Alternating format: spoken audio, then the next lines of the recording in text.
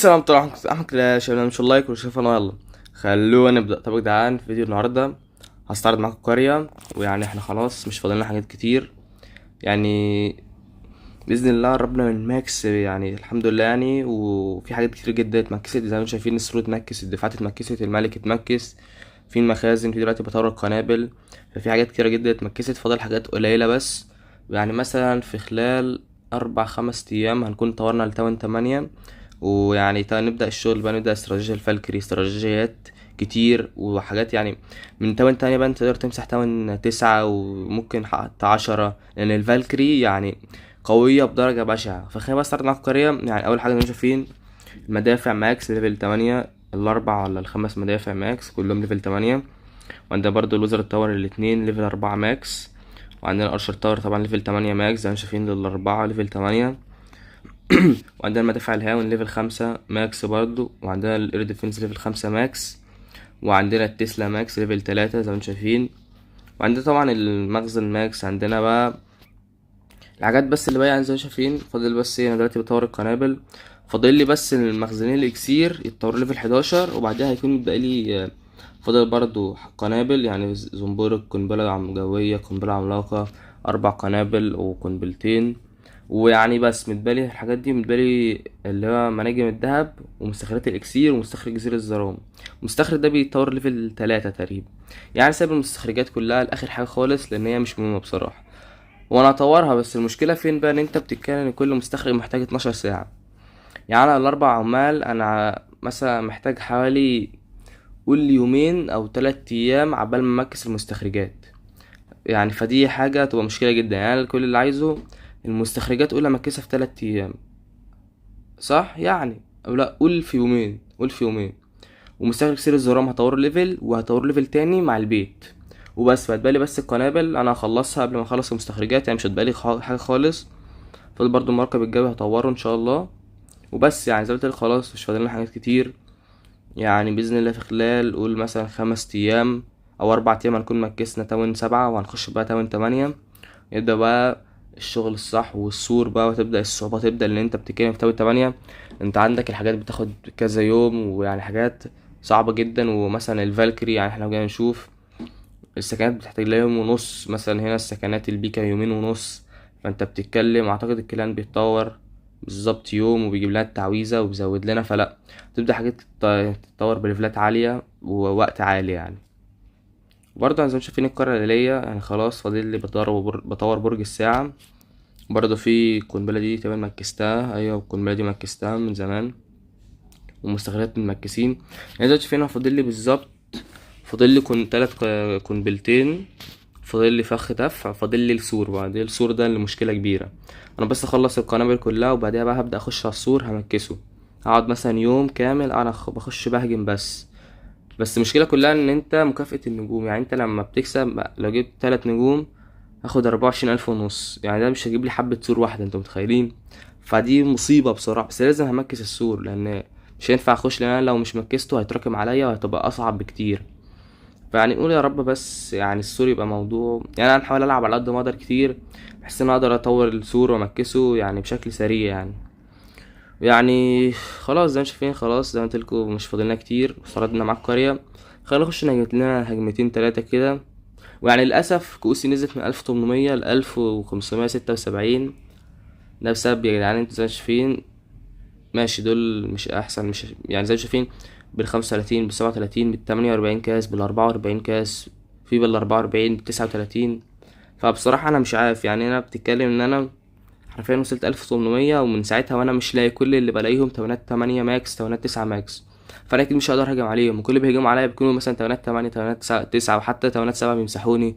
باخدوا بالحاجة ولا 40 كاس، فبتبقى حاجة يعني حاجة بتضايق بصراحة. فأنا خلينا نطلب دعم هوك ونخش أول هجمة ونرجع لكم على طول. طبعا يا جدعان زي ما شايفين ده أنا 8 7، يعني مش ماكس بس يعني ده اللي لقيته بصراحة. يعني الباقيين يا بيكونوا تمانيات 6 يا بيكونوا تمانيات 7 لسه في الأول. فخلينا نهجم عليه حتى مش معاه موارد ولا معاه كؤوس، بس مش فارقة يعني. معتقدش يبقى معاه دعم بصراحة. بالظبط، المشكلة محدش بياخد دعم. أنا مش فاهم ليه بجد مفيش ناس بيبقى معاهم دعم. أما أنا هخش من هنا يعني انت لازم كواحد يبقى معاك دعم. الدعم اللي يبقى معاك ده بيفرق جدا، بالذات لو واحد كمان نسي يشوف الدعم يعني هيتبهدل. لانك لو واحد نسيت انك تشوف الدعم، انت خلاص هيطلع مثلا لو ضدك مع دعم تنين هو شالك، انت حرفيا رحت فيها. كلهم راحوا في ناحية واحدة، مش مشكلة يعني. احطها هنا. الفكرة القنابل العملاقة لسه مطلعتش، فهي بتطلع مرة واحدة وهتبهدلنا يعني. هنحط الويزرد بتوعنا نفرقهم. شيلوا اهوك. بس شلنا الدفاعات خلاص يعني مسحنا. هو مش تاون ماكس، حتى لو تاون 7 ماكس كنا هنمسحه برضه، فحاجة مش فارقة كتير بصراحة. سامعين انا لو مش فيه يعني حماس وكده، لان حاسس أنا تعبان شويه، فيعني النهارده بس ان شاء الله والفيديوهات الجايه تبقى حاجه كويسه. انا بس كنت عايز اخد رايكم في حاجه. ايه رايكم لو كنت انا لو انزل مثلا العاب سوبر سيل تانية، مثلا انزل كلاش رويال، انزل مثلا برول ستارز، في لعبه اللي هي سكواد باسترز اللي نازله بقالها فتره مش كبيره يعني. فاكتبوا لي رايكم، هل انزل العاب تانية من سوبر سيل ولا انتوا عايزين كلاش بس؟ يعني رايي العاب تانية، لان انت بتتكلم محتوى كلاش مفيهوش حاجات كتير. يعني لو نزلت كلاش بس الكلاش بس يعني هقطع عليكم، لان انتوا زي ما شايفين المحتوى بيجي بالعافيه، وبالذات كمان انا داخل في تاونات عاليه يعني. وتاونات مثلا تاون، قول زي تاون 9، انت التطوير على الاقل بياخد يوم. فانا هنزل لكم فيديوهات عن ايه، ومثلا خالص فيديوهات الاستراتيجيات التصاميم مش هتبقى في افكار. انما لو نزلت مثلا كلاش رويال لا، في افكار هنزل عنها. لو نزلت مثلا برول ستارز، سكواد باسترز، فيبقى في كل اسبوع مثلا فيديوهين كلاش، فيديوهين كلاش رويال، فيديوهين برول ستارز، فاهم؟ ومثلا يوم الجمعة يبقى فيديو مثلا كلاش في كلانز تاني، يبقى هجمات، حاجة زي كده يعني. وبإذن الله برضه هيبقى في سلسلة للحروب، هعمل لكل حرب سلسلة بإذن الله يعني. في الأغلب الحرب دي هتنزل يعني، النهاردة نزلت هتنزل بعد بكرة، لأن الحرب بتقعد يومين عبال ما تخلص. بس طبعا هي بتقعد يعني، انت بتخلص الحرب وبتبدأ حرب جديدة، بيبدأ يوم استعداد وبعدها بتخش الحرب. ففي الأغلب هيبقى في سلسلة للحروب بإذن الله، كل حرب هنخشها أعمل لكم عنها فيديو، تبقى سلسلة مستمرة في القناة. ده محتوى ثابت في القناة، بحيث إن كل أسبوع أو كل مثلا يومين أو حاجة في فيديو كلاش عن الحروب، فاهمين؟ فاكتبوا لي رايكم لو انتوا عايزين انزع العاب تانية غير كلاش ولا لا. عموما خليني اخش الهجمه التانية وارجع لكم على طول. طبعا يا جدعان زي ما شايفين لقينا 8 7 ماكس بيطور البيت يعني. عنده الملك ليفل 8 وماشي يعني، مش تفرق ليفلين يعني. عموما انا عايز فين الكيران بتاعه بس. الكيران هو في الاغلب مش معاه دعم برضه يعني. بستغرب بجد زي ما قلت لكم ان الناس مش معاهم دعم. يعني انت ازاي ماشي؟ يعني هو طبعا حاجه حلوه بالنسبه لي ان هو مش معاه دعم عشان اقدر امسحه. فانا هخش من هنا من ناحيه اليمين، بس عايز اتاكد في القنابل العملاقه ولا لا. مفيش، تمام.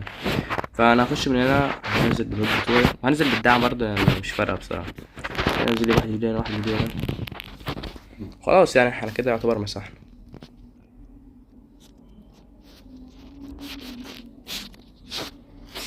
هو الهوج هيتكفله بالواضح. حط لهم واحده تانية هنا. الملك حتى يعني بيضربهم، بس هما بيضربوا هيلو بالهيل، فدي برضو حاجه كويسه جدا. هما بس يخلصوا على الدفاعات وهيخش على الملك يعني يموتوه في ثانيه. زي شايفين خلاص الملك راح في ثواني. خدش منهم ثانيتين وراح. خلاص زي شايفين مسحنا. كان معاه موارد كويسة، دارك اكسير كويس، بس طبعا كالعادة مش معاه كؤوس. يعني هو ان هو سيلفر 2 يعني يا جدعان.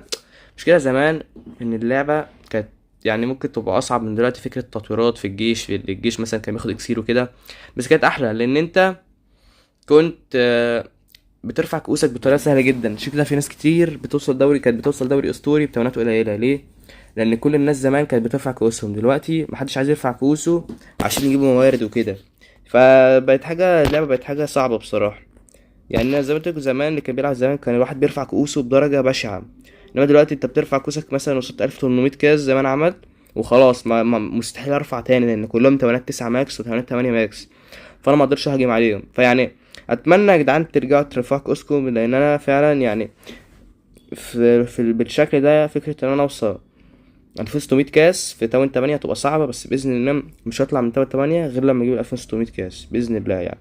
فيعني بس يعني كنت آخر فيديو بس أعرض معاكم القرية، وإن أنا خلاص قربت من ماكس، وبإذن الله قريب هنطور البيت. فبس يعني كنت آخر فيديو، أتمنى الفيديو عجبك، مش تنسى اللايك والاشتراك في القناة، وتنشر الفيديو في كل مكان. والله أشوفك على آخر فيديو بكرة. مع السلامة.